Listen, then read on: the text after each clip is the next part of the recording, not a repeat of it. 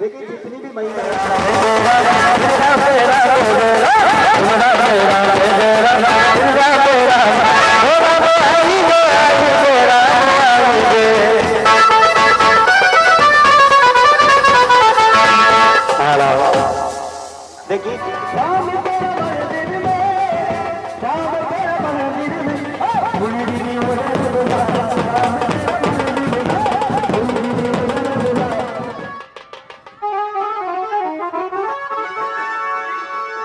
आएगा दोस्तों, चलते हैं मोहब्बत तो चलो मेरे मोहरे तो बुलाया है रे आता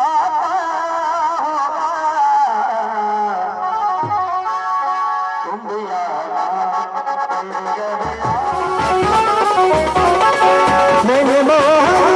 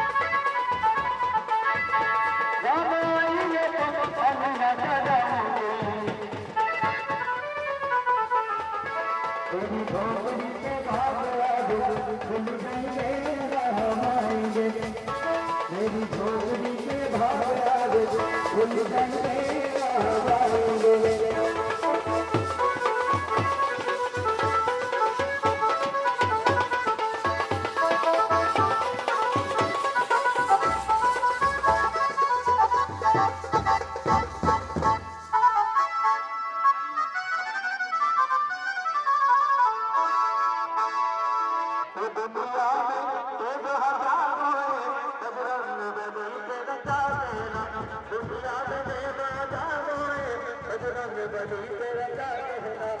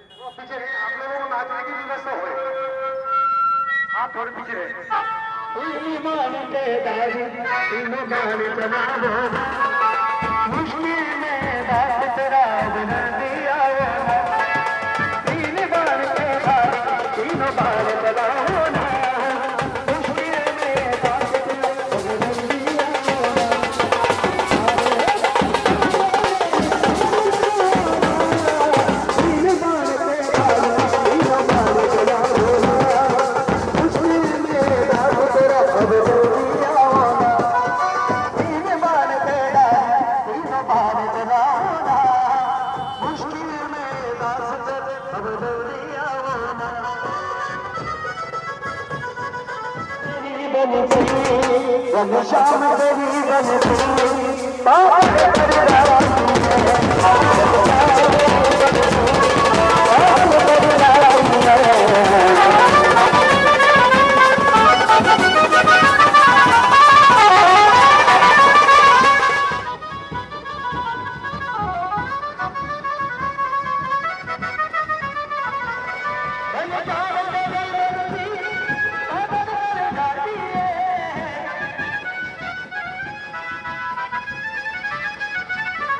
मुस्कान तेरी मोहन मुस्कान तेरी मोहन कायल कर जाती है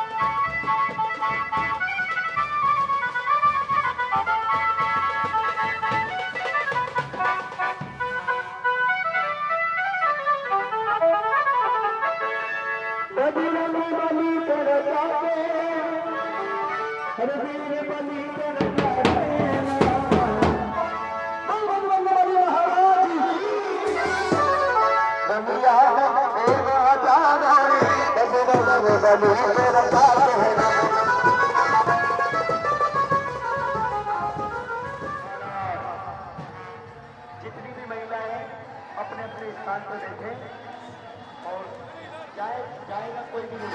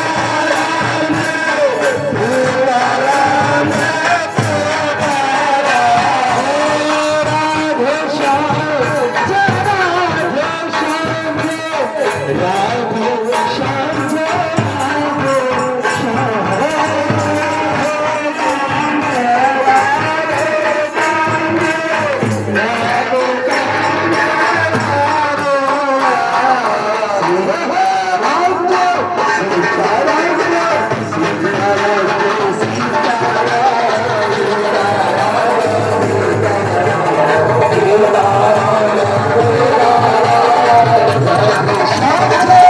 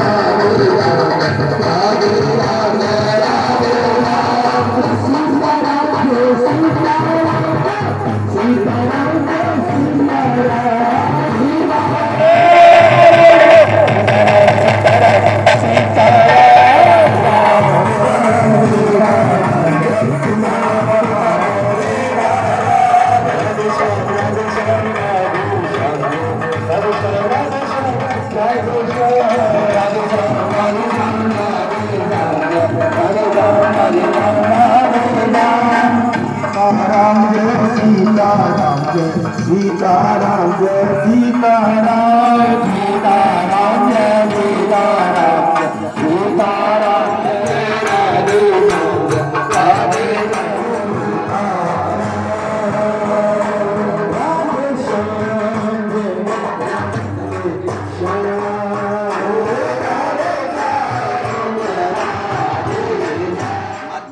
पास में शहर के मध्य में स्थित नरसिंह जी भगवान मंदिर की सारी व्यवस्थाओं को संचालित किया गया। आपके निर्देशन में ये सब कुछ कार्यक्रम किया जा रहा है। दूसरे जो श्रेष्ठ संत हैं श्री मंगलनाथ जी महाराज, ये श्री योगेश्वर दुर्बलनाथ महाराज आश्रम जो बांदीकुई में परम तीर्थ स्थित है, उसके मंत्र जी हैं श्री बनवारी लाल जी शर्मा, वैद्य बनवारी लाल जी शर्मा हैं। आप आयुर्वेद विभाग में उप निदेशक के पद से सेवानिवृत्त हुए हैं। वो श्री LIC से सेवानिवृत्त अधिकारी हैं श्री भगवान साय जी। ये राष्ट्रीय स्वयंसेवक संघ में अपने प्रांतीय कार्यकारिणी के सदस्य हैं और ये सेवानिवृत्ति के बाद लगातार समाज सेवा के कार्यों में ही रहते हैं। मैं आयोजन समिति के सदस्यों से निवेदन करूंगा, महिलाएं मुख्य बौद्धिकर्ता सम्मानीय भगवान साय जी जो हमारे उनका स्वागत करेंगे, सम्मानीय नवीन जी गुर्जर।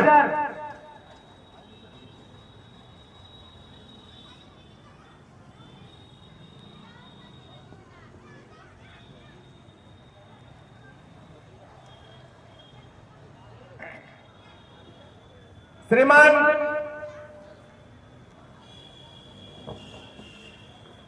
भगवान साय जी सैनी जो हमारे जिले के संचालक हैं, वो आज हमारे लिए है।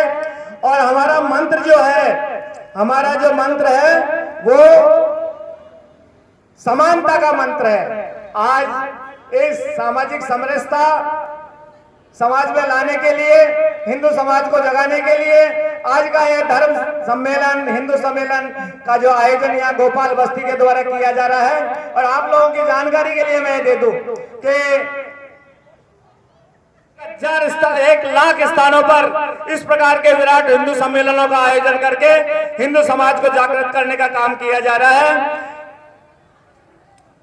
और उसी कड़ी में आज गोपाल बस्ती का कार्यक्रम इस पंचायत समिति प्रांगण में यहाँ होने जा रहा है। मैं आज के इस कार्यक्रम में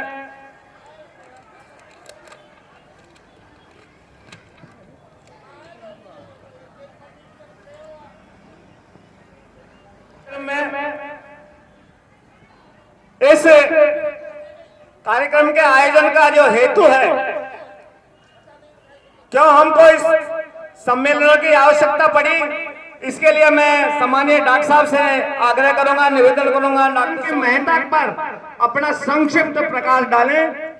भारत क्या बात है, माता की एक बार इतनी जोर से कह दे पूरे बांधे की माता की। चरणों में निवेदन करते हुए, जैसा कि लिखा हुआ है सामने, विराट हिंदू सम्मेलन, यह आज से 100 साल पहले हिंदू बहुत बड़ा समुदाय है, लेकिन जब बात पूछी जाती है मैं आप कौन है, तो वह हिंदू न कहकर अपनी जाति को बताता है। बांदीकुई में यह पहला सम्मेलन आज 25 तारीख को आयोजित किया जा रहा है। इस शताब्दी वर्ष में अन्य कार्यक्रम भी होंगे, जिनमें सामाजिक सद्भाव बैठक, पर्यावरण के बारे में और छात्र विद्यार्थी वर्ग की बड़े सम्मेलन होने वाले हैं। मैं चाहता हूं कि प्रत्येक बस्ती में हर घर से एक हिंदू के नाते, विराट हिंदू समुद्र के नाते इसमें उपस्थित हो, और जो पंच परिवर्तन का जो बोर्ड लिखा हुआ है सामने कि यह समाज समरसता में हो, सामाजिक सद्भाव हो, सब में, हर कुटुंब में।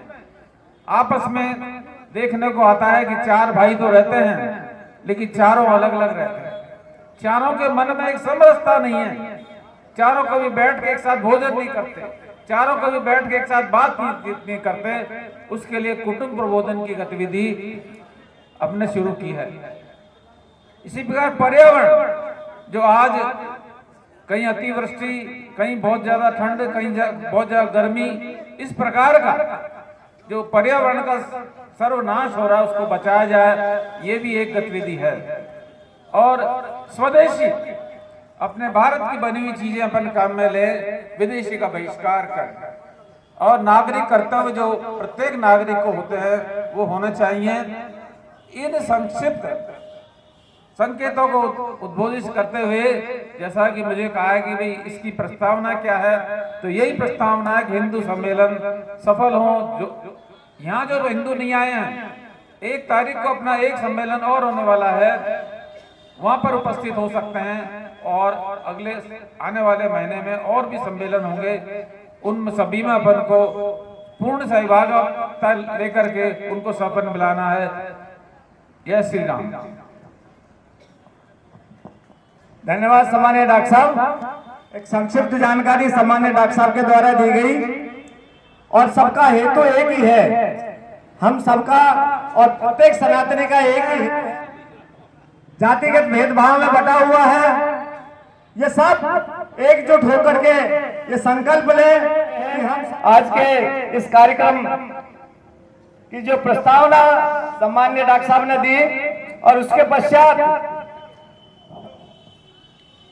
कार्यक्रम को ज्यादा न बढ़ाते हुए आज के इस विचार मंच के लिए हमारे कार्यक्रम के जो प्रमुख बौद्धिक वो आए और इस जनसमूह को संबोधित करके उनके गले इस बात को उतारे कि हिंदू समाज पतित नहीं है, गौरवान्वित है। भारत की जो गौरवपूर्ण इतिहास है उसको तत्कालीन सरकार और मेघालय की शिक्षा पद्धति ने जिस इतिहास को तोड़ मरोड़ करके पेश किया है, उसको गौरवान्वित करने की जो प्रक्रिया है उसमें आप अपनी महती भूमिका निभाते हुए हमारा मार्गदर्शन करें। सम्मानीय भगवान साहब जी। परम श्रद्धेय श्री श्री 108 श्री सीताराम दास जी महाराज नरसिंह मंदिर बांदीकुई, श्री मंगलदास जी महाराज दुर्बलनाथ मंदिर बांदीकुई, आज के इस कार्यक्रम के अध्यक्ष आदरणीय बनवारीलाल जी वैद्य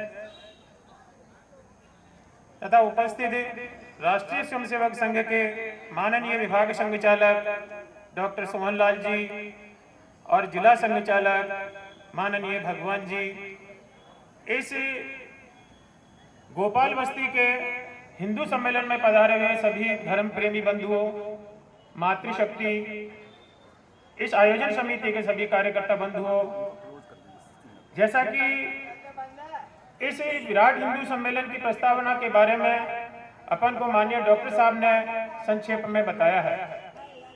डॉक्टर साहब ने बताया कि इस प्रकार के विराट हिंदू सम्मेलन संघ की शताब्दी वर्ष के उपलक्ष्य में हर एक बस्ती स्तर पर और ग्रामीण क्षेत्रों में जो एक संघ की रचना है मंडल स्तर, जिसको अपन ग्राम पंचायत हेडक्वार्टर कह सकते हैं, उन पर करने का ये निश्चय है।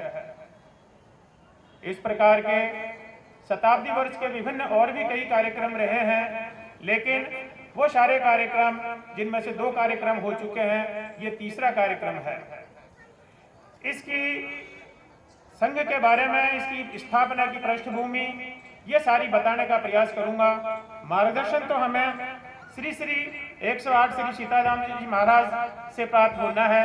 मैं तो संघ की प्रस्तावना और संघ के इतिहास के बारे में आप सब लोगों के सामने एक संक्षिप्त जानकारी देने का प्रयास करता हूं। चूंकि संघ का इतिहास एक बहुत बड़ा इतिहास है और भारतीय संस्कृति का इतिहास भी एक बहुत बड़ा है, लेकिन इसको यहाँ एक 30-40 मिनट में उल्लेख करना संभव नहीं है। इस कारण से जो बातें छूट जाती हैं उनके लिए आप सभी धर्म प्रेमी बंधुओं माता बहनों से आग्रह है कि यहाँ साहित्य की भी व्यवस्था है, उस साहित्य में से अपन और अधिक जानकारी प्राप्त कर सकते हैं। जैसा कि आज का ये हिंदू सम्मेलन है, तो हम सभी को सौभाग्य की बात है और गर्व करने की बात है कि हम सभी आज यहाँ पर इस हिंदू सम्मेलन में हमको भागीदार होने का मौका मिला है। क्योंकि हिंदुस्तान में जन्म लेने के लिए एक गीत भी आता है कि गायन्ति देवा किल गीत गानी धन्यास्तुते भारत भूमि भागे। अर्थात देवता लोग कहते हैं कि धन्य है जो लोग इस भारत भूमि पर जन्म लेते हैं। देवता लोग भी इस भारत भूमि पर जन्म लेने के लिए तरसते हैं, क्योंकि ये भारत भूमि पुण्य भूमि है, ये भारत भूमि देव भूमि है। यहाँ पर स्वयं भगवान अवतार लेते हैं, ऐसा और किसी भी भूमि पर इस प्रकार का सौभाग्य नसीब में नहीं है। उस भारत भूमि या इसको हिंदू भूमि, दोनों एक ही पर्यायवाची हैं। उस हिंदू भूमि के हिंदू सम्मेलन में भागीदार बनने का हमें मौका मिला, ये और भी एक कदम आगे सौभाग्य की बात है। क्योंकि हिंदू जो धर्म है, हिंदू संस्कृति है, और जो हिंदू है वो कौन है, इसका हमें एक प्रकार का भान होना चाहिए। तो वेदों में एक उल्लेख आता है कि हिमालय समारंभो यावत हिंदू सरोवरो तम देव निर्वितम देशम हिंदुस्तानम प्रचक्षते।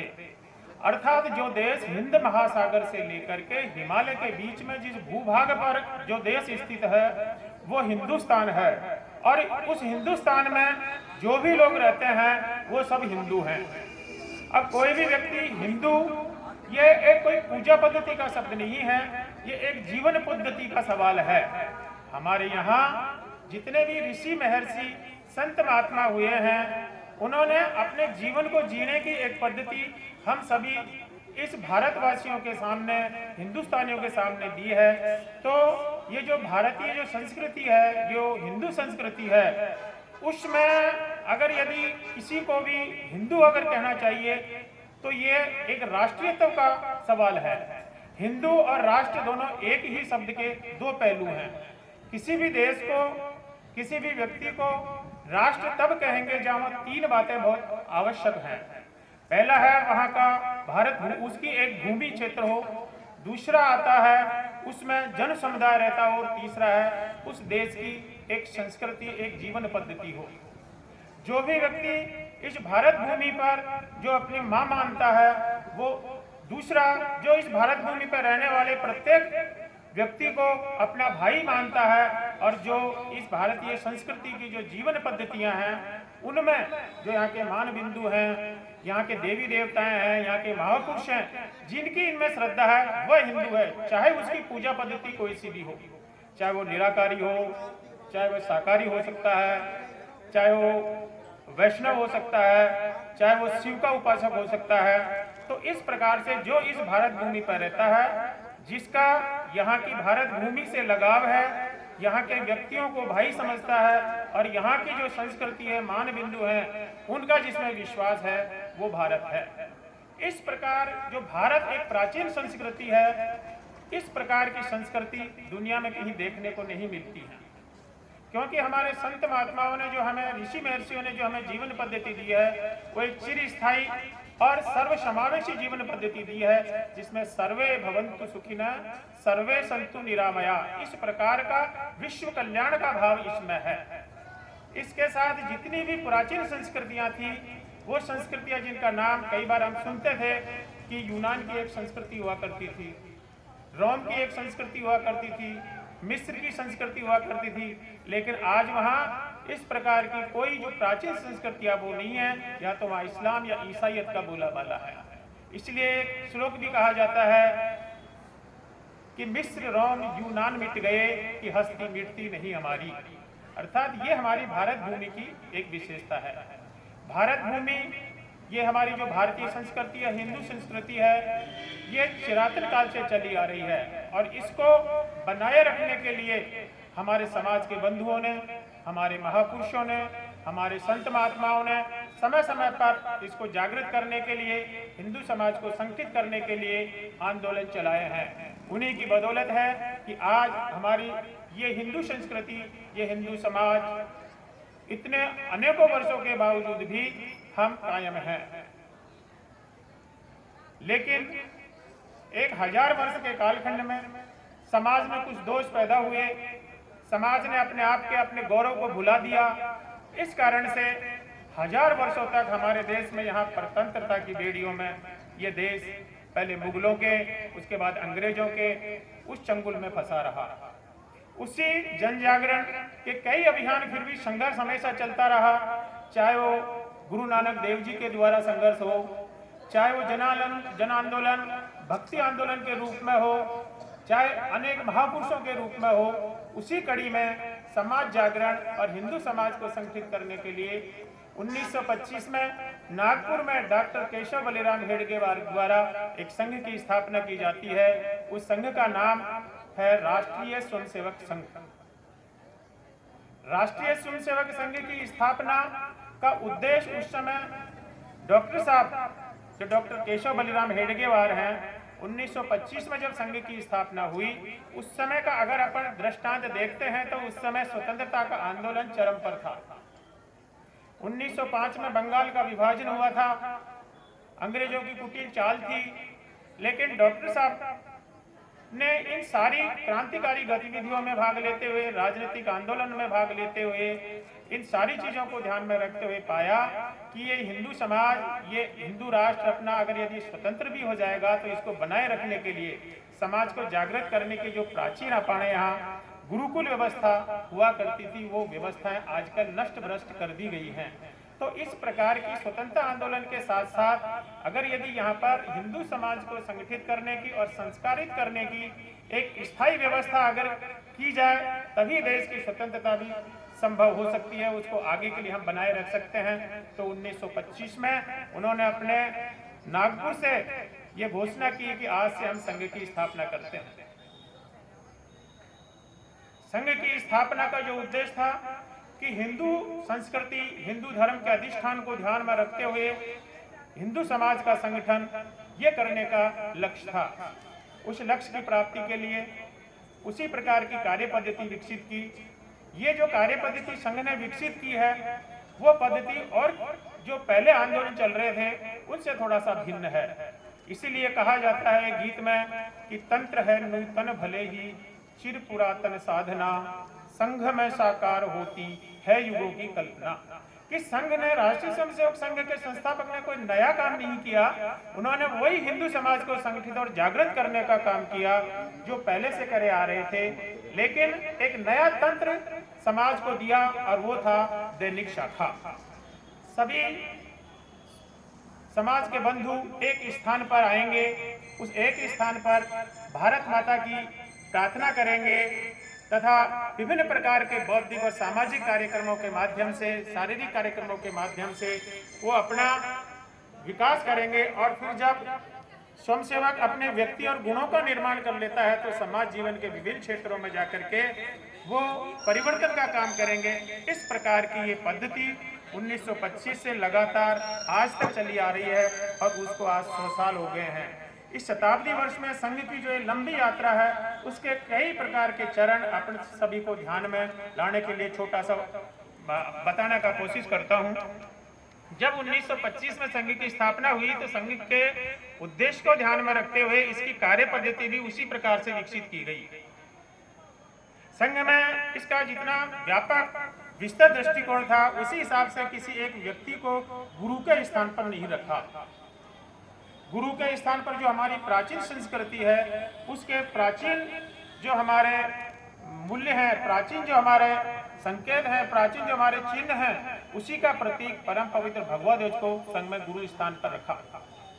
यहाँ पर सब एक साथ संपन्न इस प्रकार के व्यवस्थाएं रहती हैं। कोई छोटा बड़ा, कोई ऊंच नीच का भाव संघ की शाखाओं पर नहीं होता। इस प्रकार का जब डॉक्टर साहब ने 1925 में यह संघ का काम शुरू किया तो उस समय लोगों ने इस संघ का उपहास उड़ाया। वो कहा करते थे कि ये डॉक्टर केशव बलिराम हेडगेवार पागल हो गया जो हिंदू समाज को संगठन की बात करता है, क्योंकि उस समय के कई राष्ट्रीय नेताओं का ये वक्तव्य होता था कि हिंदू कह लो लेकिन मेरे को गधा मत कहो, गधा कह लो लेकिन हिंदू मत कहो, आई एम एक्सीडेंटली हिंदू।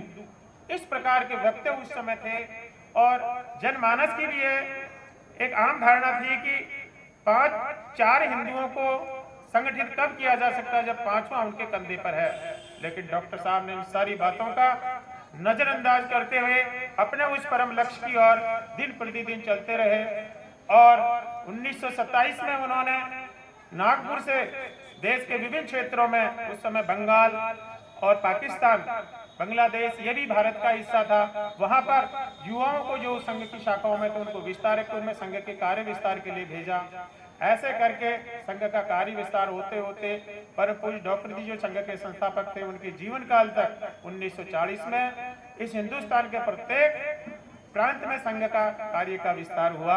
अपने राजस्थान में भी संघ कार्य का विस्तार 1940 में सर्वप्रथम डीडवाना से होता है, नागौर डिस्ट्रिक्ट से। 1940 के बाद में इस संगठन की डोर संभाली परम पूज्य गुरुजी ने, जिनको माधव सदाशिवराव गोलवकर के नाम से अपन जानते हैं। उनका कार्यकाल रहा 1973 तक, जब उन्होंने देखा कि इस प्रकार से संघ की शाखाओं के माध्यम से पूरे समाज जीवन को जोड़ना उतना आसान नहीं है, काम को और तेज गति से बढ़ाना है, तो समाज जीवन के विभिन्न क्षेत्रों में इस हिंदू चिंतन पद्धति के आधार पर काम करने वाले जो विभिन्न संगठन उस समय चल रहे थे, उनमें विद्यार्थी परिषद की स्थापना 1949 में की। उससे पहले डॉक्टर साहब ने महिलाओं के क्षेत्र में मातृशक्ति के लिए एक राष्ट्र सेविका समिति की स्थापना की थी। शिक्षा के क्षेत्र में 1952 में सरस्वती शिक्षा मंदिर या जिनको अपन विद्या भारती कहते हैं, उस प्रकार की शिक्षा के क्षेत्र में एक संगठन की स्थापना हुई। जैसे जैसे कार्य की आवश्यकता हुई, अन्य क्षेत्रों में धर्म के क्षेत्र में विश्व हिंदू परिषद की स्थापना हुई, सेवा के क्षेत्र में सेवा भारती की स्थापना हुई, वनवासी क्षेत्रों में अपने हिंदू जीवन पद्धति को ध्यान में रखते हुए तथा धर्मांतरण को रोकते हुए इस प्रकार के कार्यक्रम की व्यवस्था की, वनवासी कल्याण आश्रम की व्यवस्था हुई। इस प्रकार से 1973 तक संघ की विभिन्न क्षेत्रों में संघ का काम हुआ, लेकिन संघ को रोकने के लिए भी कई प्रकार के प्रतिबंध, झूठे आरोप लगा करके 1947 में गांधी जी की हत्या के बाद प्रतिबंध लगाया। लेकिन कहते हैं कि सत्य को जितना दबाया जाता है वो उतना ही ज्यादा बढ़ता है। तो जब संघ पर से निर्दोष होकर के प्रतिबंध हटा 1948 में, तो उसके बाद संघ दिन दूनी रात चौगुनी गति से बढ़ा। कई पूर्णकालिक जीवन देने वाले कार्यकर्ता संघ की शाखाओं में से निकले और ये जिला और आज जो स्थिति है अपन यहाँ पर नगर और मंडल केंद्रों तक, ग्रामीण क्षेत्रों तक संघ की शाखाएं हैं। एक बार संघ का प्रतिबंध 1975 में आपातकाल के समय भी लगाया, संघ को दबाने की कोशिश की गई, लेकिन उस समय भी संघ का जैसे ही प्रतिबंध हटा, संघ का काम और तेजी से बढ़ा। इस प्रकार से आज के इस वातावरण में, इस समय में संघ की 50,000 से अधिक स्थानों पर 80,000 से अधिक शाखाएं तथा 26,000 स्थानों पर साप्ताहिक मिलन के ये प्रत्यक्ष रूप से संघ का काम है तथा सेवा बस्तियों में संस्कार, स्वास्थ्य सेवा, इन सब को चलाने के लिए करीब 1.25 लाख प्रकल्प अपने पूरे भारतवर्ष में चल रहे हैं। केवल भारतवर्ष में ही नहीं, दुनिया के विभिन्न देशों में राष्ट्रीय स्वयंसेवक हिंदू चिंतन को लेकर के विभिन्न नामों से भारत सेवक संघ, हिंदू सेवक संघ, इस प्रकार से लगभग 40 देशों में संघ का कार्य का विस्तार विदेशों में भी है। राष्ट्रीय स्वयंसेवक संघ का जैसे ही इसकी स्थापना का उद्देश्य रहा कि हिंदू समाज का संगठन, हिंदू समाज का जागरण, तो ऐसे भी समाज के सहयोग से इस कालखंड में कई प्रकार के समाज जागरण के कार्यक्रम, आंदोलन, जिनमें समाज का सहयोग लेकर के राष्ट्रीय स्वयंसेवक संघ ने अपना काम किया। तो सर्वप्रथम आता है 1952 में ध्यान में रखते हुए कई चुनौतियां इस देश के सामने अभी भी हम सभी के सामने हैं। हमें ध्यान में आता है कि किस प्रकार से अवैध रूप से एक घुसपैठ के माध्यम से तथा जनसंख्या का एक असंतुलित वृद्धि के कारण से जनसंख्या असंतुलन की समस्या आज हमारे सामने देखने को मिलती है। पर्यावरण की समस्या हम सभी के सामने आती है। अभी 2 दिन पहले ही संयुक्त राष्ट्र यूनिवर्सिटी के एक शोध में बताया है कि जल संकट ही नहीं, जल महासंकट आने वाला है। पहले भी लोगों ने कहा है कि जो तीसरा विश्व युद्ध होगा वो जल के आधार पर होगा। तो पर्यावरण की समस्या भी अपन सभी के सामने है। इसी के साथ साथ हमारा जो परिवार जो हमारा था वो छोटा होता जा रहा है, परिवार में टूटने की बढ़ती जा रही है। इस प्रकार की जो देश में वर्तमान सामाजिक जो समस्याएं हैं उन सभी को ध्यान में रखते हुए इस शताब्दी वर्ष में अखिल भारतीय स्तर से परम पूज्य सरसंघ चालक जी के द्वारा हर एक समाज, हर एक व्यक्ति, हर एक परिवार से पंच परिवर्तन, ये 5 परिवर्तनों पर विशेष ध्यान, विशेष फोकस करने का आग्रह समाज ने किया। मंत्र समानता, अर्थात सारे हिंदू इस भारत माँ के पुत्र हैं, उनमें कोई भी ऊंच नीच नहीं है। तो सभी माता बहनों से, धर्म प्रेमी बंधुओं से ये आग्रह है कि जाति पाति के आधार पर अपने मन में और अपने परिवार में किसी भी प्रकार का ऊंच नीच का भाव नहीं होना चाहिए। जो हमारे घर में काम करने वाली है, हमारे घर में झाड़ू पोछा करने वाली है, उसका भी उतना ही सम्मान होना चाहिए जितने हमारे एक निकट संबंधी और एक दोस्त का होता है। जिस प्रकार से हम शादी ब्याह में या और जो प्रतिदिन के अच्छे कार्यक्रमों में अपन दोस्तों के जाते हैं, रिश्तेदारों के जाते हैं, इस प्रकार के व्यक्तियों का भी एक सामान्य प्रभाव अपने व्यवहारिक जीवन में होना चाहिए। ये सामाजिक समरसता। परम पूज्य सरसंघ चालक जी ने इस प्रकार के 3 बातों का विशेष रूप से उल्लेख किया है। अगर यदि ग्रामीण क्षेत्रों में या शहरी क्षेत्रों में जहां पर भी ये 3 बातें अगर लागू हो जाती हैं तो ये मान लिया जाएगा कि संघ या ये माना जाएगा कि हिंदू समाज में समरसता की और हिंदू समाज बढ़ रहा है। अर्थात किसी भी मंदिर में जाति पाति के आधार पर कभी कोई रोक टोक ना हो। दूसरी अपेक्षा रखी गई है कि जाति पाति के आधार पर मंदिरों में रोक टोक नहीं हो। आज कई बार देखने में आता है कि शमशानों को लेकर के आपस में झगड़े हो जाते हैं। तो शमशान सबके लिए समान हो, किसी को कोई इस प्रकार का प्रतिबंध नहीं हो कि ये समाज, ये शमशान इस जाति बिरादरी का है। और जो जलाशय हैं, जो पानी के जो जल स्रोत हैं, उनमें सभी का निर्बाध रूप से आवागमन रहे, क्योंकि कुओं की व्यवस्था तो शायद ही कहीं मिलेगी, लेकिन जो भी जहां भी है, जिस प्रकार की भी व्यवस्था है, ये 3 प्रकार की व्यवस्था अगर हो जाए तो वो बहुत अच्छा रहेगा। दूसरा जो अपेक्षा की है पंच परिवर्तनों में, वो है पर्यावरण की। अपन देखते हैं कि पर्यावरण के बारे में क्या हमारे घर में मंदिर है क्या हमारे घर में सभी सामूहिक रूप से मंगल भजन करते हैं क्या? दोनों टाइम नहीं तो एक टाइम जो भी सदस्य, जो भी परिवार के हैं, वो एक टाइम मंगल भजन हो, ऐसी एक अपेक्षा रहती है। क्या परिवार में लोग सब कभी मंगल भोजन करते हैं क्या? रोज नहीं तो सप्ताह में एक बार कम से कम मंगल भोजन करें, घर में बैठ करके सब अपना संवाद स्थापित करें। जिससे आजकल क्या होता है कि बच्चे लोग अलग अलग अपने अपने कमरों में मोबाइल के द्वारा अपना अलग भोजन करेंगे, अलग रहेंगे, कभी उनमें संवाद नहीं होता।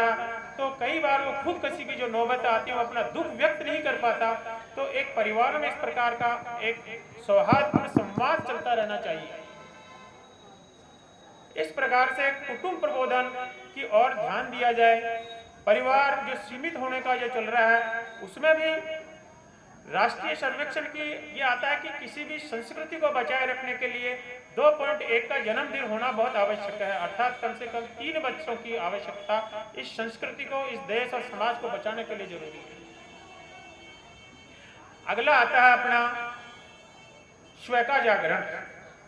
क्या हमारे जीवन में स्व का बोध है क्या? हम स्वतंत्र तो हो गए, हम स्वाधीन तो हो गए, लेकिन स्व का बोध हमारे में है क्या? अर्थात हम जो जन्मदिन मनाते हैं वो अपनी पद्धति से मनाते हैं क्या? क्या मोमबत्ती बुझाना अपने संस्कार में है क्या? तो इस प्रकार के जो स्व के बोध हैं वो हमें ध्यान में रखने चाहिए, चाहे वो हमारे बार त्योहार मनाने में हो, चाहे जन्मदिन मनाने में हो, चाहे हमारी यात्राओं में हो, चाहे हमारे जो भी हों। और 5वां जो अंतिम है वो आता है अपना नागरिक कर्तव्य। प्रत्येक व्यक्ति को अपने जो नागरिक कर्तव्य हैं उनका पालन करना चाहिए, चाहे वो ट्रैफिक के नियम हो, चाहे वो सरकारी संपत्ति हो, चाहे वो बिजली का धोवन हो। इस प्रकार से ये 5 बातें हैं। ज़्यादा बोलने के लिए चूंकि समय का भी सीमित होती है, अधिक जानकारी के लिए अपने संघ का साहित्य है, अभी कुछ विशेष साहित्य भी निकाला गया है, उनको अपन ले सकते हैं। आज के इस अवसर पर पुनः आप सभी के शिव चरणों में निवेदन करते हुए इतना ही कहना चाहूँगा कि इन पंच परिवर्तनों के माध्यम से हम अपने से शुरू करें, अपने परिवार से शुरू करें और अपने मोहल्ले से शुरू करें, तो निश्चित रूप से देश में एक सकारात्मक परिवर्तन आएगा। जय श्री राम, जय हिंद। धन्यवाद सम्माननीय मुख्य वक्ता भगवान जी। मैं महिलाओं से आग्रह करूंगा, एक सूचना है कि कार्यक्रम के समापन पर जो कलश देव के समय में इतना नरसंहार होता था और उस समय की विपरीत परिस्थितियों में भी हमारा जो धर्म है वो अक्षुण्ण रहा, सहिष्णु रहा और आगे बढ़ता गया। आपके दिल और दिमाग में एक खून खोलना चाहिए कि इस समय की विपरीत जो परिस्थितियां उसमें भी हमने अपने धर्म को बचाए रखा। तो आज की जो सकारात्मक प्रवृत्तियां, सकारात्मक जो परिस्थितियां हैं उनमें तो आप लोग अपना सहयोग करके समाज को संगठित करने का काम करें, यही आशा और अपेक्षा आप लोगों से है। आवाज नहीं है भैया, मुझे लगता है कि सबने भोजन नहीं करा। भारत माता की जय श्री राम। आदरणीय हिंदू सम्मेलन में सभी पधारे सभी को बहुत बहुत साधुवाद। हम भी कुछ कहने के लिए आए थे कि कुछ तो सीख के आएंगे, कुछ और हमारे पास है जो आपको बता के आएंगे, परंतु हमारे भाई साहब ने काफ़ी समय ले लिया था, तो मैं तो कुछ संबंधों में मेरा विचार रखना चाहूँगा। जैसे कि आज का जो माहौल चल रहा है, अपने बच्चों को कम से कम मोबाइल से दूर रखें, कम से कम उसको दूर रखें। और वो कहाँ पढ़ रहे हैं, आप लोग तो उनको भेज देते हो कि बेटा मैं लाइब्रेरी जा रहा हूँ, मैं कोचिंग जा रहा हूँ, मैं जयपुर पढ़ रहा हूँ, मैं दिल्ली पढ़ रहा हूँ, मैं देश विदेश पढ़ रहा हूँ। परंतु मैं कहना चाहूँगा उन माँ बापों को कि उनको ऊपर आप फोकस रखें। आपको तो पता है कि भाई हमने पढ़ने भेज दिया, परंतु वो क्या पढ़ रहा है, कहाँ जा रहा है, क्या कर रहा है, क्या नहीं है, ये गतिविधि आपको मालूम नहीं है। तो सबसे पहले तो मैं कहना चाहूँगा कि अपने बच्चों को कम से कम मोबाइल से दूर रखें और उनको ये संस्कार दें कि जो हमारे महापुरुषों ने, जो हमारे माता शक्ति ने, जो हमारे बुजुर्गों ने जो हमको बताया है, समझाया है, धर्म, अभी भाई साहब बता रहे थे धर्म के बारे में भी बहुत उन्होंने बताया।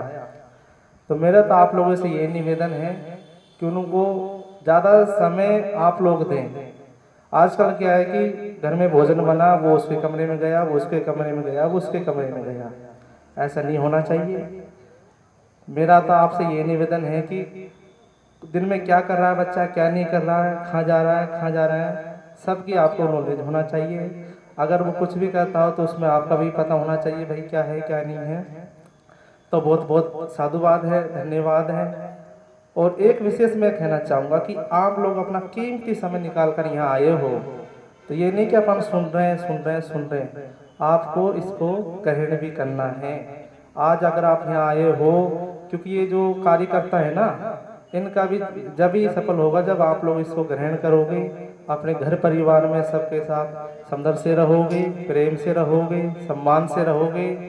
तो मेरा तो आपसे यही निवेदन है कि आप आपस में मिलजुल के रहें, अपन सब एक ही हैं। ऐसा मेरे विचार आप लोगों से निवेदन में है कि तो मैं तो आप लोगों से यही आशा करता हूँ कि मिलजुल कर रहें और मस्त रहें, स्वस्थ रहें। पुलिस विनाथ जी महाराज की जय श्री राम। जय श्री राम। क्या बजा रखा है, मैं तो उसको संत ही कहूंगा। प्रधानमंत्री हैं लेकिन वो है संत। उन्होंने पूरे विश्व में भारत का डंका बजा रखा है। लेकिन उसके पश्चात भी आप लोग ये मानिए कि भारत के ऊपर इस समय संकट के बादल मंडरा रहे हैं। और वो संकट के बादल किस रूप में है? जो संयुक्त अरब अमीरात, जो किसी समय में भारत का दोस्त हुआ करता था, वो आज पाकिस्तान और तुर्की के साथ में मिलकर के एक जो यूरोपियन संघ है उसी प्रकार का संघ बना रहा है। और उस संघ के माध्यम से अगर किसी भी देश पर अगर कोई दूसरा देश आक्रमण करता है तो वो आक्रमण उन तीनों के ऊपर आक्रमण होगा और तीनों मिलकर के उसका प्रतिकार करेंगे। अब अपन पिछली बार घर में घुसकर के सिंदूर ऑपरेशन के माध्यम से हमने जो आतंकवादियों को मारा था घर में घुस करके, वो अब मैं समझता हूं कि उसके ऊपर भारत को भी विचार करना पड़ेगा, क्योंकि तीनों देश एक साथ भारत के ऊपर अटैक करने की स्थिति में होंगे। मैं इसलिए आप लोगों का मार्गदर्शन, आप लोगों का ध्यान इस ओर आकर्षित करना चाहता हूं कि आप लोग सबल रहें, संगठित रहें और हिंदू समाज को, राष्ट्र को संगठित रखने का कार्य करें। इसी उद्देश्य और आशा और अपेक्षा के साथ में आज के इस कार्यक्रम के जो पंच परिवर्तन हैं, उनके अंतर्गत जो अच्छे श्रेष्ठ काम करने वाले हैं पर्यावरण और सामाजिक समरसता के लिए, अन्य कार्यों के लिए, उन बंधुओं का सम्मान किया जाएगा और उसकी प्रथम परिवार है और एक साथ सब मिलकर के बैठ के भोजन करते हैं और संयुक्त परिवार प्रणाली को इन्होंने प्रोत्साहित कर रखा है। ऐसे हमारे राम जी बंजारा का सभी करतल ध्वनि से जोरदार तरीके से स्वागत करें और आप सब लोग ये प्रयास करें कि हम सब मिलकर के एक साथ रहें, एक साथ भोजन बने, एक साथ बैठे, दुख दर्द में अपना दुख दर्द सहन करें। इसी आशा के साथ में अगली कड़ी में धन्यवाद है, पौराणिक पद्धति इन्होंने आज भी कायम कर रखी है। ऐसे समाज के श्रेष्ठ दूसरा जो सामाजिक कार्यक्रम है पर्यावरण करने में अपनी महती भूमिका निभा रहे हैं, ऐसी शख्सियत का सम्मान आज के इस मंच के माध्यम से किया जाना है।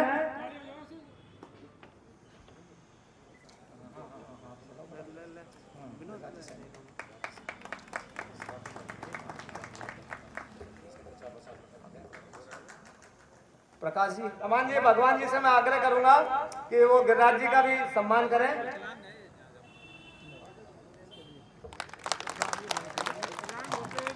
और मैं ऐसे क्रांतिकारी संत जो सनातन को आगे बढ़ाने में अपनी महती भूमिका निभा रहे हैं। भारत माता की, भारत माता की जय हो। जय सीताराम, सीताराम, जय जय सीताराम, सीताराम, सीताराम। श्री चरणों में, गुरु महाराज जी के श्री चरणों में प्रणाम करते हुए यहाँ के वरिष्ठ जो है कार्यकर्ता बंधु और देश के प्रति समर्पित, उनके प्रति भी बहुत बहुत आदर भाव रखते हुए, शुभाशीष देते हुए सभी माता बहनों जो आप इस धूप में भी उपस्थित होकर के बड़े प्यार से सुन रहे हैं, आप सबके लिए भी बहुत बहुत धन्यवाद और साधुवाद है और आशीर्वाद है।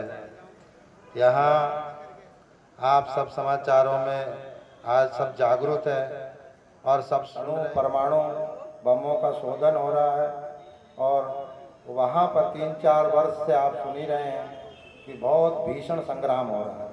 आप महसूस कर सकते हैं कि जिनके घरों पे मिसाइलें गिर रही हैं, बम गिर रहे हैं, वहाँ बर्फ पड़ी हुई है और वहाँ लाइट तक नहीं है। ऐसी विषम परिस्थितियों में भी बड़ी कारुणिक और दारुणिक स्थिति चल रही है, इसमें अनेक जगह पर अचानक कुछ भी हो जाता है और यहाँ भी हम देखते हैं कि काफ़ी समय से जिनकी संभावना नहीं रहती है वो घटनाएं अचानक घटित हो रही हैं। तो प्रभु कृपा से आप एक बात विशेष ध्यान रखें कि हम पहले भी सुनते आए कि नज़र हमारे ऊपर है।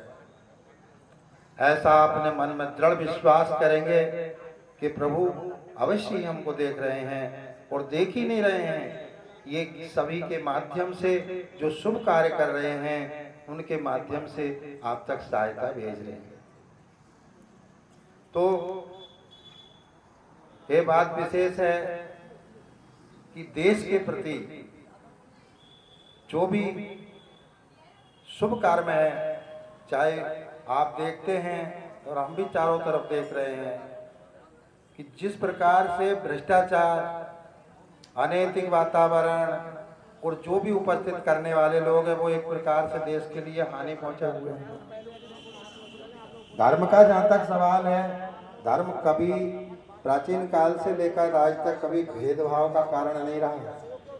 जिस प्रकार से एक ही विद्यालय कार्य के वातावरण और संस्कार वाले बच्चे उपस्थित होते हैं, वो एक ही शाला में कौरवों और पांडवों का भी शिक्षण एक ही पाठशाला में एक ही गुरु महाराज के द्वारा हुआ, तब भी उनकी धाराएं अलग अलग रही। नेगेटिव और पॉजिटिव के समान इस दुनिया में दिन रात की तरह आज हम देख रहे हैं कि चारों तरफ वातावरण है, तो हमें भी जागृत होकर के अपने कार्यों को भी उसी फोर्स से आगे बढ़ाना है। उसके लिए अब मैं ऐसा समझता हूं कि कोई भेदभाव जहाँ तक बारीकी से मेरी नजर जाती है तो समाज में जाति पाति का, भाषा का, धार्मिक रूप से इन सब भेदभावों के लिए तब कोई जगह नहीं रह गई है और होना भी नहीं चाहिए। और आपत्ति काल का जब समय आता है तब सभी हम एक होने आकर के अपना शंखनाद किया, सबको इकट्ठा किया और उनको नेतृत्व के माध्यम से एकमात्र ऐसे प्रधानमंत्री हुए हैं जिन्होंने धर्म के विषय में, हमारी संस्कृति के विषय में और सभी के कल्याण के विषय में सोचा ही नहीं, वरना उनको जमीन पर उतारने का संपूर्ण प्रयास किया और अभी कर रहे हैं, आगे और कर शांतिपूर्वक सभी के देश को जब हम सामने रखते हैं तो आप समझिए कि जिस प्रकार पहले के समय में भी एक गांव में भले किसी भी जाति के कोई विपत्ति का समय आता था तो सभी वर्ग के लोग उठ खड़े होते थे प्रेम भाव से और सभी जो है उस कार्य का सामना करते थे। आज मैं देखता हूं कि इस टेक्नोलॉजी के ज़माने में भारत और गांव की तो बात छोड़ो, हम पूरे विश्व को एक प्रकार से अपने नज़दीक पाते हैं। सब आज पूरे विश्व पे नज़र रखे हुए हैं, आप सब जानते हैं और सारी बातें आपके जहन में हैं, आपके दिमाग में है। रहना चाहिए, सब स्वच्छता रखना चाहिए। स्वच्छता के साथ साथ में हम सत्यता का भी थोड़ा सा आपस में, जब हम सत्य नहीं बोलते हैं एक दूसरे के माध्यम से देखते हैं कि आप कहने के ऊपर ही बहुत से झगड़े उत्पन्न हो जाते हैं। ये प्राचीन काल से आगे वही हमको प्राप्त होता है।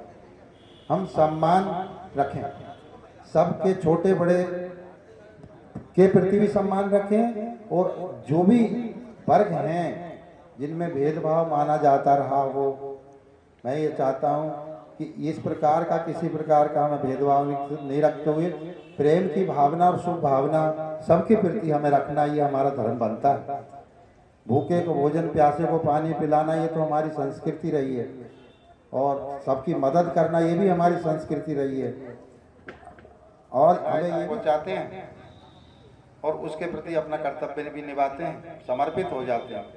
आज ये जो कार्यक्रम है हमारे ही देश के महान पुरुषों के द्वारा जो ये आज हमारे समाज के लिए, हिंदू समाज के लिए, हिंदू का मतलब ये है कि हिंदुस्तान में रहने वाले को, आप विदेश में जाते हैं तो वहाँ कोई ये नहीं कहता, हिंदुस्तान से जो भी कोई भी वर्ग का व्यक्ति जाता है उसको वो हिंदू मानते हैं कि हिंदुस्तान के रहने वाले हैं। यहाँ तक कि हमारी संस्कृति तो पूरे विश्व को क्या कहती, वसुदेव कुटुंबकम। हमने हमारे भारत में वर्ल्ड के कोई भी ऐसा देश नहीं है, कोई भी ऐसा धर्म नहीं है जो हमारे भारत में नहीं चल रहा हो।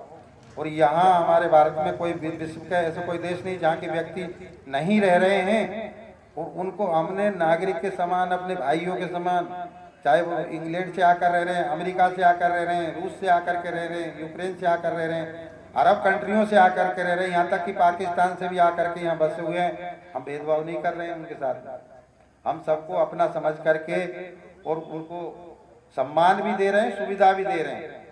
लेकिन ये भी जरूरी समझना पड़ेगा कि कौन देश के हित में कार्य कर रहे हैं, कौन अहित में कार्य कर रहे हैं, क्या साजिशें चल रही हैं, ये सब भी हमें समझते हुए, और कोई भी बात होती है तो उसको हम एक मंच पर कैसे इसको करें, इसके लिए ये जो संगठन बने हुए हैं, युवा शक्ति का एक संगठन जरूर बनाना चाहिए हमें अपने नवयुवकों का, जो कि कभी भी रात बिरात कोई भी ऐसी अवस्था आती है, अचानक कोई घटना घटित होती है तो एक जरा सी देर में आप देख रहे हैं करता है और शक्ति संपन्न होने के साथ साथ एकता के साथ हम निर्भयता से जीते हैं और निर्भयता से ही रहते हैं। लेकिन इसके लिए हमें संगठित होने की आवश्यकता बहुत जरूरी है। इसी स्तर पे नहीं, हमें विश्व स्तर पे हिंदुओं को संगठित करना है। क्यों? कि सभी विश्व में हमारे कितने बच्चे हैं जो विदेशों में जाकर के रह रहे हैं। अभी देखने में आता था, पहले मालूम नहीं पड़ता था, अब लेकिन जब कहीं भी हमारे मोदी जी जाते हैं, देखो पूरे भारत के कितने भारतीय वहाँ नजर आते हैं। हर ऐसा कोई देश नहीं है जहाँ वो मौजूद नहीं। तो इस प्रकार से आज तो संचार का माध्यम है, सब एक दूसरे की बातों को, और मैं तो कहूँगा कि आप सब भी अपने अपने सुझाव, जो भी अच्छी बातें आप जानते हैं वो सब एक जगह पहुंचाएं, और वहाँ से फिर सबको वो बातें भी जो है प्रसारित की जाए, कोई पत्रिका के माध्यम से या छोटी सी ज़्यादा सारगर्भित रूप में सबको आगे से हम यही चाहेंगे कि छोटी मोटी कोई पद्धति से, और जो हमारे वर्तमान में हम क्या करना चाहते हैं उसमें कहाँ क्या हो रहा है, ये सब की जानकारी, क्योंकि knowledge is income of source, knowledge is power. अगर हम एक दूसरे को जानकारी होती है तो हम इकट्ठा होकर के उसी समय संदेशों के माध्यम से हर कार्य में तुरंत ही हम त्वरित होकर के सहायता कर सकते हैं। तो इसी रीति से आप सबके लिए बहुत हाथ जोड़ के और साधुवाद और बड़े प्रेम से मैं तो यही कहना चाहूँगा कि हमारा धर्म, हमारा देश धर्म ही हमारा धर्म है, और धर्म ही राजधर्म है। धर्म अलग नहीं है, शरीर और आत्मा जैसे अलग नहीं हो सकती, ऐसे ही धर्म को कभी किसी चीज से अलग नहीं किया जा सकता। शुद्ध का सनातन पूरे विश्व का, जबकि दूसरे जो विदेशी संगठन है जो सब रिसर्च कर रहे हैं, उन्होंने यहाँ तक कहा है कि अगर विश्व में सबसे अच्छा जीने का कोई अगर तरीका है वो तो सनातन और शाकाहार, सद्विचार और संस्कृति, वो ये ही एकमात्र संस्कृति है विश्व की। ये अब सिद्ध हो चुका है, जिन्होंने रिसर्च करके शासनिक वर्ग वो सभी हमारे भाई बंधु सभी के लिए मैं यही कहना चाहूँगा, सभी के लिए जय श्री राम, जय सीताराम, जय भारत। महाराज जी का अपना पुरस्कार प्राप्त करें भगवान जी बरवास बबली सोनी और दें आप लोग। अब मैं अध्यक्ष जी उद्बोधन के लिए अभी अध्यक्ष जी का सीतापते नमः। श्री सीतारामचंद्र भगवान की जय हो। राष्ट्रीय हिंदू सम्मेलन की जय। वंशासीन संत चरणों में नमन। मेरी बाईं और श्री सत्संग मंडल के बहुत ही अच्छी व्यवस्था के इसमें राष्ट्र कल्याण के लिए हिंदुत्व को एकता करने के लिए जो यह कदम राष्ट्रीय स्वयंसेवक संघ के द्वारा किया गया है, ये बहुत ही सराहनीय एवं प्रशंसनीय है। हिंदू शब्द का अर्थ है हिमालयात हिंदू पर्यंतम, हिमालय से और समुद्र पर्यंत रहने वाले सभी व्यक्ति हिंदू हैं। इसलिए हमें उठ करके अपने आप को हिंदू मानना चाहिए। हम अपने आप को पहले हिंदू कहें, उसके बाद में जाति से हैं। इसलिए क्योंकि इनसे विखंडित होने से कारण देश टूटता है, खंडित होता है, समाज खंडित होते हैं, एकता का अभाव होता है। इसलिए जो ये व्यवस्था है बहुत ही सराहनीय और प्रशंसनीय है, जो हम सबको ये प्रेरणा देती है कि आप हम सब अपने परिवार में, अपने समाज में इन सब से उठ करके जो 5 परिवर्तनशील के सिद्धांत बताए हैं उनका पालन करते हुए हमारी एकता को बनाए रखें। मैं अपनी ओर से आज आए हुए सभी भाइयों बहनों, सबसे बढ़िया है प्रारंभ करें अपन अपनी शुचिता को, अपनी वाणी की शुचिता, अपने भोजन की शुचिता छोटे छोटे रूप में भी यदि अपने अपने ऊपर लेंगे तो धीरे धीरे हमारी एकता को प्रभावित करेगी। हम सब में एकात्मता की भावना, एकात्मता की भावना उत्पन्न हो जाएगी। हम सब एक हैं। वसुधैव कुटुंबकम जो हमारे ऋषियों प्रणेता सिद्धांत थे, हम उस उक्तियों के अनुसार उन्हीं सिद्धांतों पर चलने लग जाएंगे। हम पहले हिंदू हैं, फिर बाद में हम और हैं। इसलिए मेरा आप सबसे विशेष अनुरोध है कि जो प्रयास राष्ट्रीय स्वयंसेवक संघ के द्वारा जो किया जा रहा है, इसमें अपना पूर्ण रूप से सहयोग प्रदान करें। यहाँ से लेकर के जाएं, यहाँ से हम लेकर के जाएं, ये नहीं कि यहाँ सुना तो ठीक है नहीं, आज ही इस बात को अपने आप में दृढ़ निश्चय कर रहे हैं कि हम सबसे पहले हिंदू हैं। इसलिए आज हमारे राष्ट्र की जो छवि है और बढ़ेगी। हम सब लोग मिलकर के इस कार्य में अपना पूरी सहयोग प्रदान कर सकते हैं। अंत में आए हुए सभी सज्जनों का, राष्ट्रीय स्वयंसेवक सदस्य के सभी कार्यकर्ताओं का, पदाधिकारीगणों का, मंचासीन संत चरणों का और सत्संग मंडल के सभी सदस्यों का मैं आभार और नमन करता हुआ अपने प्रस्ताव को, वाणी को विराम देता हूँ। जय श्री राम। पिता अपना तन मन जीवन को शत शत आहुति में जलना होगा। कदम मिलाकर सभी हिंदुओं को चलना होगा, कदम मिलाकर चलना होगा। हमारा हर कदम, हर पग, हमारा हर प्रयास राष्ट्र निर्माण के लिए और समाज को संगठित करने के हो लिए हो, समर्पित हो। यही उद्देश्य आज के इस आयोजन का है। मैं आमंत्रित कर रहा हूं सम्मानित सुरेश जी वीडियो साहब को, वो आए और दर्शक को धन्यवाद ज्ञापित करें। उसके पश्चात आरती होगी और प्रसाद मिलेगा और हनुमान चालीसा होगी। हाँ, हनुमान चालीसा, आरती और उसके बाद में महिलाओं को पुरस्कार वितरण किया जाएगा। धन्यवाद। सम्मान्य सुरेश जी। श्री 108 श्री सीताराम दास काठिया जी महाराज एवं श्री मंगलनाथ जी महाराज, आपका इस कार्यक्रम में दोनों संत जनों का बहुत ही मार्गदर्शन प्राप्त हुआ और उन्होंने अपने अमूल्य समय में से हमको समय दिया। उसके लिए आयोजन समिति और पूरी इस क्षेत्र की जनता आपका बहुत बहुत आभारी है।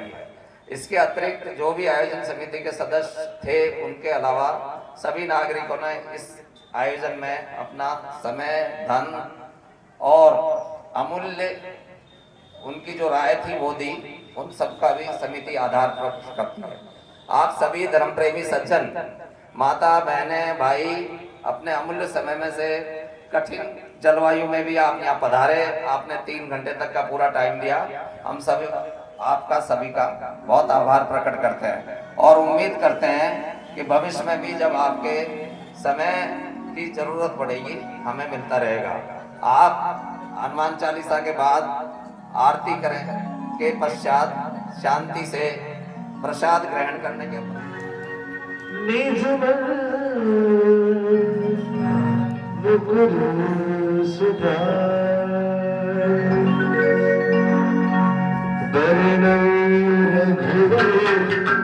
विमल जशो जोदायक फलचार बुद्धिहीन तनु जानी के सुनीरो परन कुमार बलि बुद्धि विद्या देहु मोहि हरहु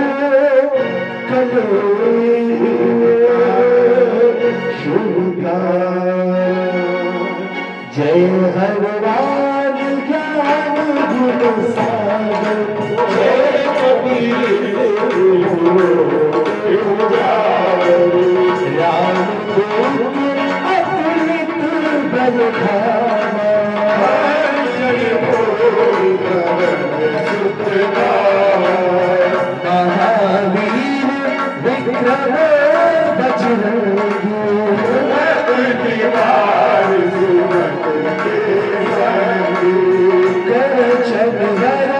विराज सुबेसा उचित के हाथ वज्र और ध्वजा विराज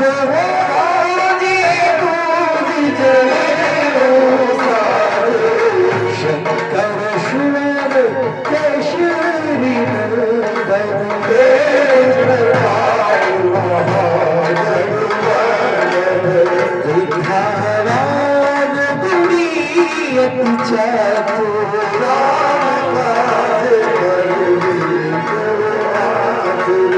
प्रभु चरित्र सुनि रसिया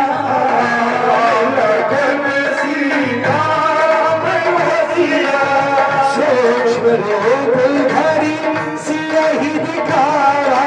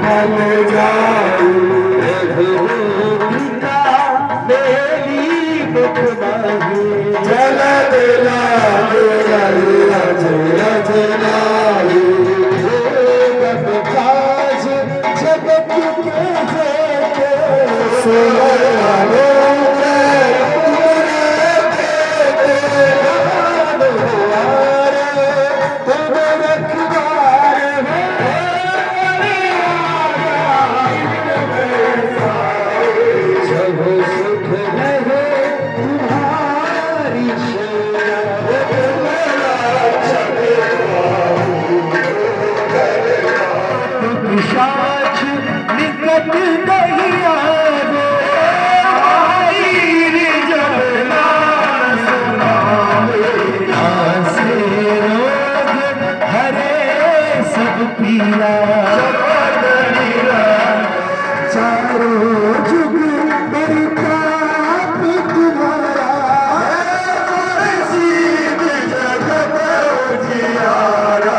साधु संत के तुम रखवारे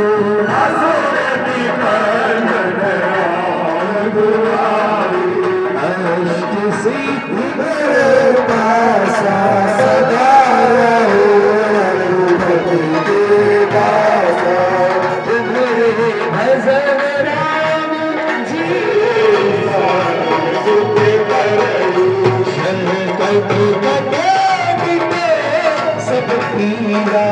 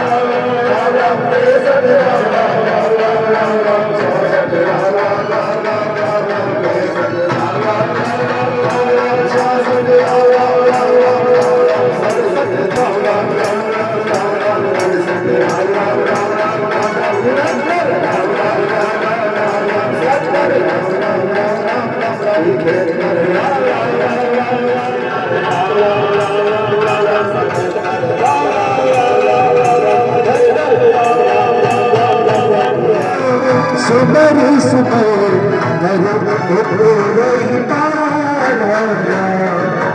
सिया राम जय जय राम सिया सरकार श्री सीताराम जी महाराज की, हनुमान जी महाराज की, सदैव गुरुदेव भगवान की। एक सूचना है सारंग के त्योहार सदा भवानी सहित भवानी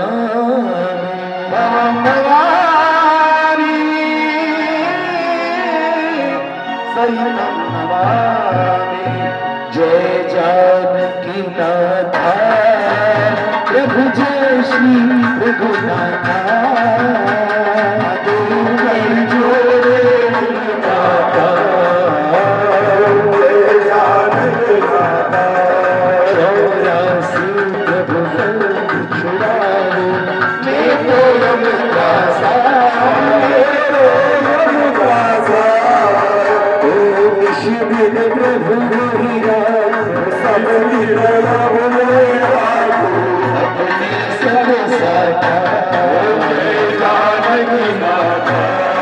सीताराम लक्ष्मण भरत शत्रुघ्न संग चारो भैया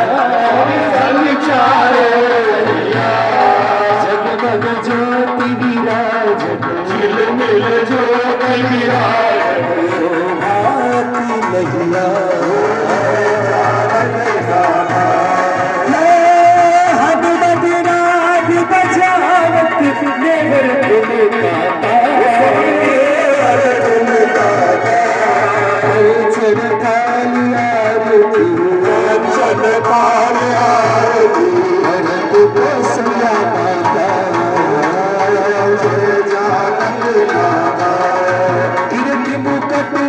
धनुष विराज शोभा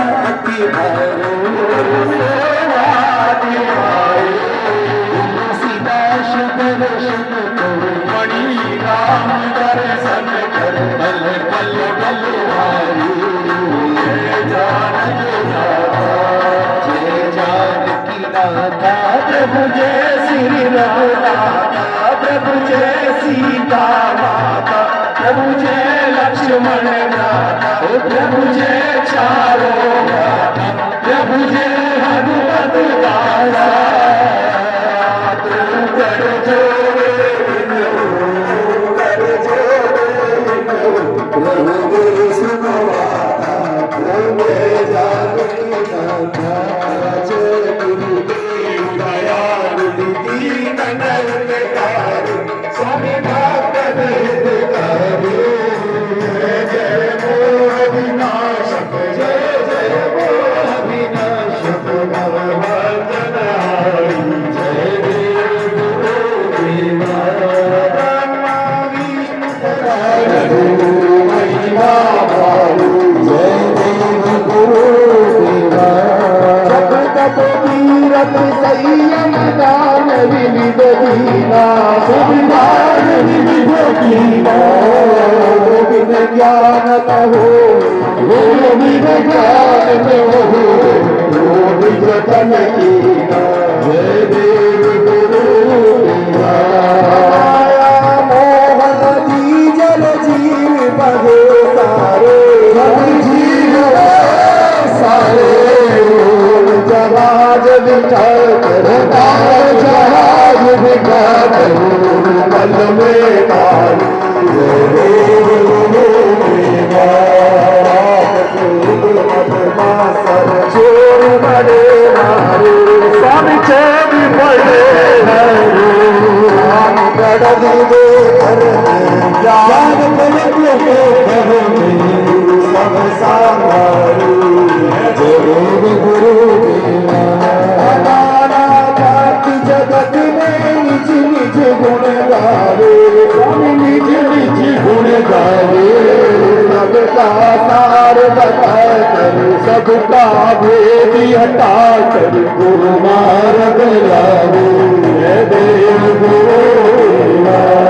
गुरु चरणामत निर्मल सब पातक हारो, प्रभु सब पातक हारो, सुनत कमनासी, वचन सुनत कमनासी, सब संशय हारो, जय देव गुरुदेवा।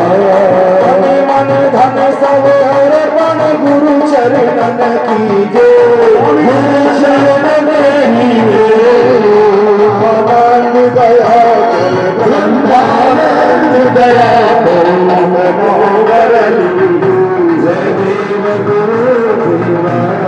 जय गुरुदेव दयालु दीनन हितकारी, स्वामी भक्त हितकारी, जय मोह विनाशक, जय मोह विनाशक,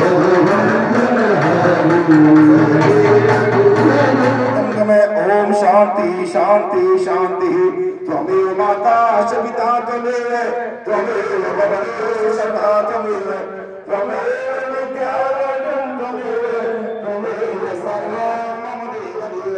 सर्वे भवन्तु सुखिनः, सर्वे सन्तु निरामया, सर्वे भद्राणि पश्यन्तु, मा कश्चित् दुःखभाग् भवेत्।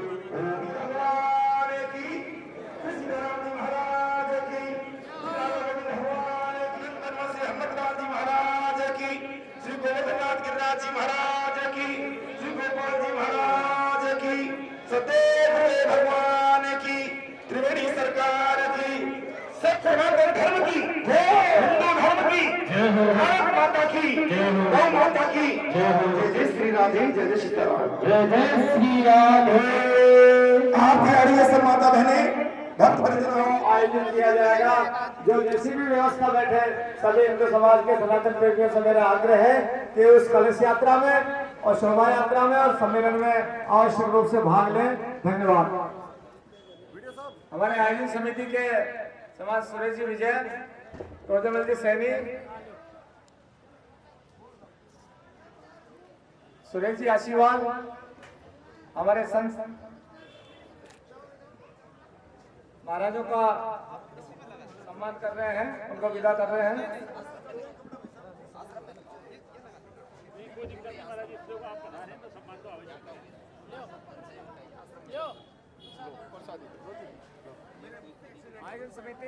आयोजन समिति के कार्यकर्ताओं से मैं आग्रह करूंगा कि प्रसाद वितरण भी करें और लॉटरी की कार्यवाही के सामने, और उसके पश्चात पार्षदी को होगा, उसके पश्चात अपना स्थान छोड़ें।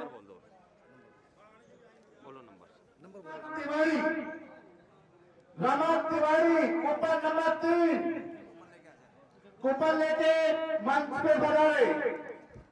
दूसरे कूपन खुलो, शीला तिवारी, कूपन नंबर 4, मंच पे आ गए अपना पुरस्कार लेने के लिए। 3 और 4 है ना, ये 3 4 लो दे दो। एक आप उनको दे दे यार, तो ना हाथ में आ जाएगा सब। मंच तिवारी के जहाँ कहीं भी हो मंच। श्रीमती ललिता जी सैनी, जहाँ कहीं भी हो अपना पुरस्कार प्राप्त, कहीं भी हो अपना पुरस्कार प्राप्त करें मंच से। लीजिए।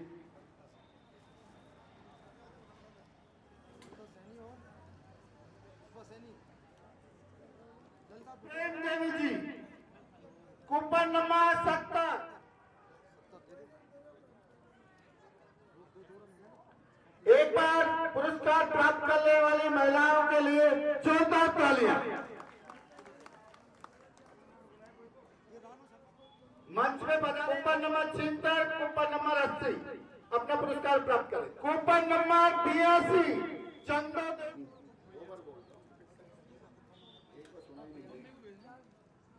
एक बार जोरदार तालियां पुरस्कार प्राप्त करने वाले को।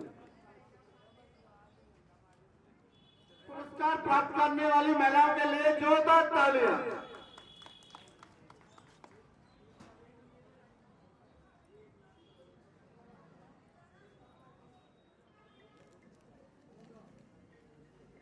Coupon number 101 Shrimati Usha ji Devi, coupon number 101 Shrimati Usha Devi ji मंच में पधारे, अपने पुरस्कार प्राप्त करें।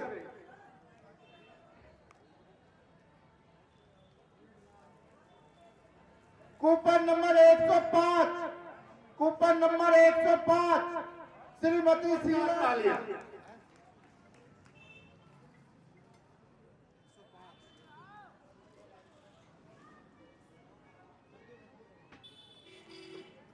श्रीमती विद्या देवी जी, जहाँ कहीं भी बैठी हो मंच में पधारे, अपना पुरस्कार प्राप्त करें।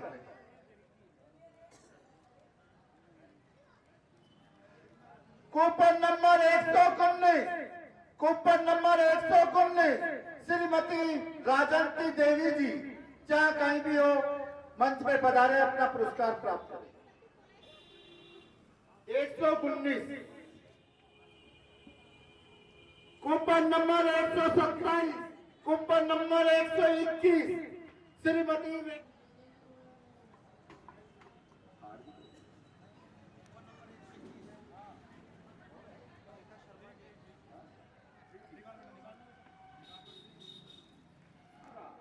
जहाँ कहीं भी विराजमान है मंच पे पधारे, अपना पुरस्कार प्राप्त करें।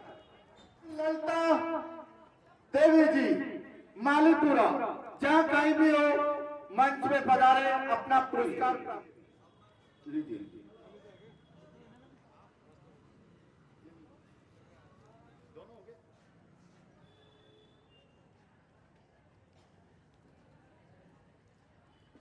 कूपन नंबर 141 अपने कूपनों में देखिए किसके पास 141 नंबर का कूपन है, वो मंच पे आइए और अपना पुरस्कार प्राप्त करें। दूसरा है कूपन नंबर 143, अपने कूपन देखिए सभी। श्रीमती ज्योति देवी जी मंच पे पधारे, अपना पुरस्कार प्राप्त करें। एक बार जोरदार तालियां पुरस्कार लेने वाली महिला।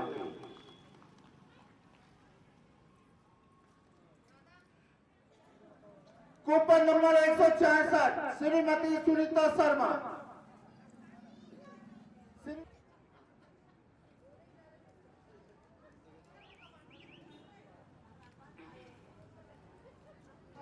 मंच में पधारे, अपना पुरस्कार प्राप्त करें।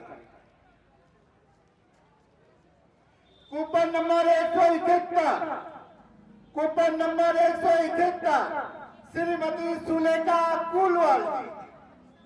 कूपन नंबर 171 श्रीमती सुलेखा कुलवाल जी, चाहे कहीं भी विराजमान हो। Coupon number 181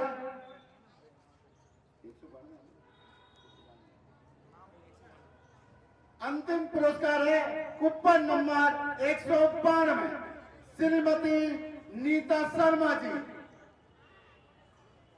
coupon number 192 Shrimati Nita Sharma ji, जहां कहीं भी विराजमान हो, मंच में पधारे, अपना पुरस्कार प्राप्त करें। और आप इस पुरस्कार, अंतिम पुरस्कार लास्ट 199 कूपन नंबर 199 श्रीमती विजय लक्ष्मी पंचाल। एक बार जोरदार